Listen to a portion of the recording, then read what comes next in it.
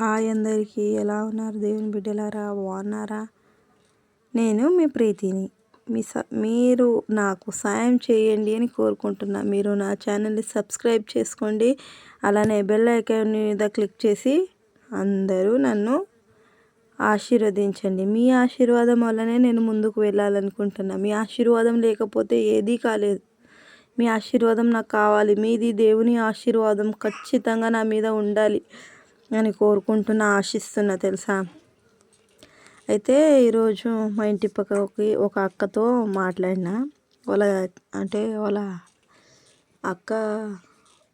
అక్కకి చెల్లె ఉంటుంది కదా, తనకి ఇబ్బందిలో ఉన్న అక్క అని ఫోన్ చేసిందంట.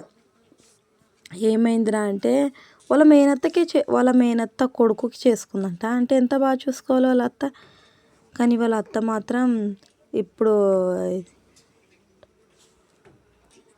మార్కెట్ అవుతుంది కదా, మార్కెట్ అయినప్పుడు వాళ్ళ అత్త మార్కెట్కి వెళ్ళి ఏమన్నా తీసుకొచ్చేదంట తినడానికి.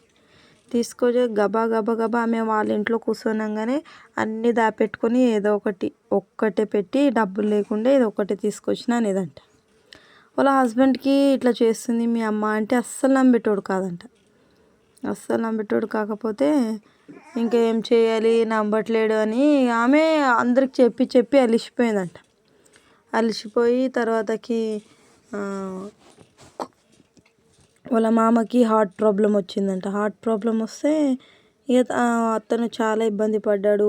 3 లక్షలు అట్లా హాస్పిటల్కి వేసిరంట. చాలా ఇబ్బందిలో ఉన్నారంట. మళ్ళీ తనకు కూడా ఫస్ట్ నార్మల్ డెలివరీ అయింది, తర్వాత సి సెక్షన్ అయింది. తర్వాత సి సెక్షన్ అయ్యేసరికి తను చెప్తుంది నాకు సి సెక్షన్ అయింది అని అట్లా ఇట్లా చెప్పి ఏడుస్తుంది. పాపం బాధ అనిపించింది. అప్పుల మీద అప్పులు అయినాయంట. అక్క నేను చాలా కష్టంలో ఉన్నా అక్క, నువ్వు ప్రార్థన చేయాలక్క అని నాకు ఏడ్చుకుంటూ చెప్పింది తెలుసా. చాలా బాధ అనిపించింది, కానీ నా ప్రార్థన మీద తను నమ్మకం పెట్టింది తెలుసా. నాకు అది చాలా హ్యాపీగా అనిపించింది. ముందు ఆమె ప్రాబ్లం చెప్పుకోగానే బాధ అనిపించింది.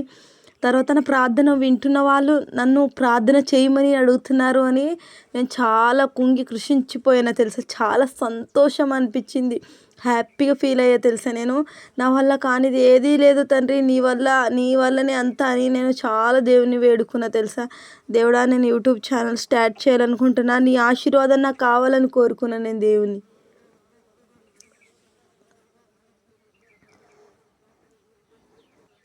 ఇంకా తను మా అత్త కోసం కూడా ప్రార్థన చేయక్క అని చెప్పింది. వాళ్ళ హస్బెండ్ అంట ఇక ఆమెను విడిచిపెట్టి హైదరాబాద్ పనికి వెళ్తాడంట. నేను ఇక్కడ ఉండా, మీ అమ్మ బాగా చూసుకుంటలేదు అట్లా ఎట్లా అంటే తీసుకుపోతా అన్నాడంట వాళ్ళ హస్బెండ్. తీసుకుపోతాడని ఇక వాళ్ళ అమ్మ ఏడవడం స్టార్ట్ చేసిందంట. నేను మిమ్మల్ని విడిచి ఉండలేను బేటా అట్లా ఇట్లా అని చాలా ఏడుస్తుందంట. ఇక ఏడ్చేసరికి మా అమ్మ ఏడుస్తుందని చెప్పి వాళ్ళ హస్బెండ్ ఇక్కడనే వదిలిపెట్టిపోయిండంట.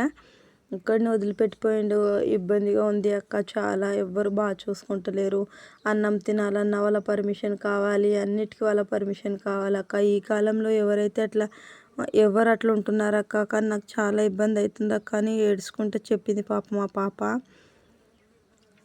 నేను కూడా అనుకున్నా ఇంకా పాపం ఇబ్బందిలో ఉంది అని.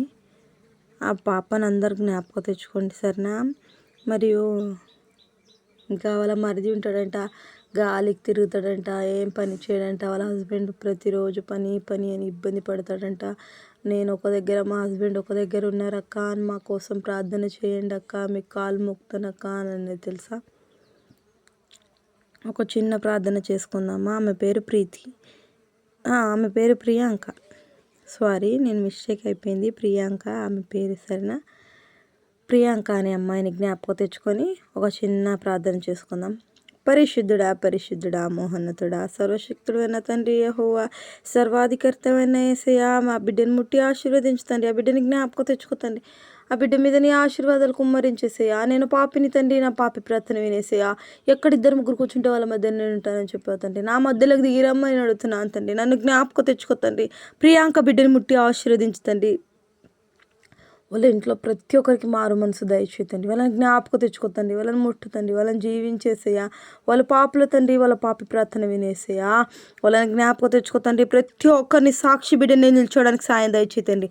ఆ అమ్మాయికి ప్రతి దాంట్లో నీ సాయం కావాలి తండ్రి. అమ్మాయికి ప్రతి దాంట్లో తండ్రి. ఈ కాలంలో ఎవరు భార్య భర్తలు విడిగా ఉండలేరు తండ్రి. వాళ్ళని జ్ఞాపకం తెచ్చుకో తండ్రి. వాళ్ళని ముట్టు తండ్రి. వాళ్ళని ముట్టి ఆశీర్వదించు తండ్రి. నేను పాపిని తండ్రి. నా పాపి ప్రార్థన వినేసేయా. ఈ చిన్న ప్రార్థన ఏదైనా తప్పుంటే క్షమించమని నీ పాదాల కింద నా ప్రార్థన పెట్టి అడిగి వేడుతున్నాను తండ్రి. ఆమేన్ ఆమేన్. యేసు రక్తకి జై, సిలువ రక్తకి జై, యేసు రక్తకి జై, సిలువ రక్తకి జై.